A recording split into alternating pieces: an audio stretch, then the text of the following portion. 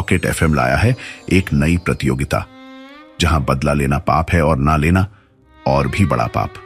वो कहानी लिखिए जहां एक आम इंसान का दर्द उसे कुछ ऐसा बना दे जिसे देखकर दुनिया कांप जाए। आपका नायक कोई पेशेवर अपराधी या ट्रेंड हत्यारा नहीं है। वे एक साधारण भारतीय हैं, एक स्कूल शिक्षक, एक छोटा व्यवसाय चलाने वाला दुकानदार, एक गृहिणी, एक ऑटो रिक्शा चालक, जो तब तक एक सामान्य जीवन जी रहे थे जब तक कि किसी ने उनसे उनका सब कुछ नहीं छीन लिया। घाव गहरे हैं, दर्दनाक, जिन्हें कभी भुलाया नहीं जा सकता। पहले उन्होंने सही कानूनी तरीके आजमाए थे, शिकायतों पर शिकायतें दर्ज की, अदालतों के चक्कर काटे, इंसाफ की भीख मांगी, लेकिन हर दरवाजा मुंह पर बंद कर दिया गया। हर डिपार्टमेंट ने उन्हें निराश किया। फिर छाई खामोशी भरी निराशा, जिसने भीतर ही भीतर उन्हें तोड़ दिया। वो टूटन कमजोरी में नहीं बदली, बल्कि भीतर से कठोर और दृढ़ इरादों में बदल दिया, जिसका अब एक मकसद है।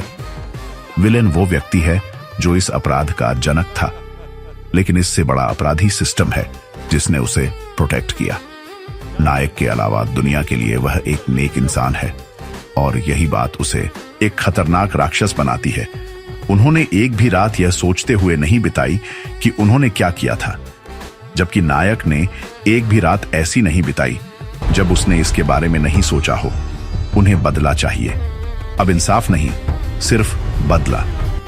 जीत का स्वरूप केवल एक जानलेवा प्रहार नहीं है, यह विलेन द्वारा बनाई हर उस चीज का, उसकी साख, संपत्ति, रिश्तों और सुरक्षा का एक धीमा और योजनाबद्ध विनाश है, जब तक कि वह भी उसी शून्य में न खड़ा हो जाए जिसे नायक उस अपराध के बाद से जीता आ रहा है।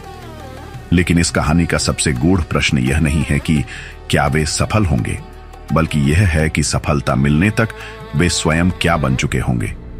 क्योंकि रिवेंज का हर कदम नायक से उसके अस्तित्व का एक हिस्सा छीन लेता है।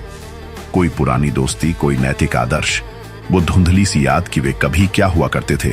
सर्कनी शेयर बदला खलनायक का अभी रजिस्टर कीजिए और जीतें कुल 15 लाख का इनाम।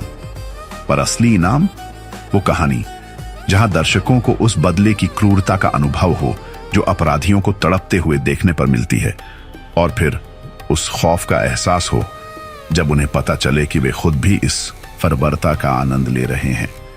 आपके अंदर वो कहानीकार छुपा है। पॉकेट एफएम के साथ लिखिए और उस धीमी सुलगती ज्वाला को रचिए जो दुनिया के सामने मुस्कुराती है और अंधेरे में विनाश की साजिशें बुनती है।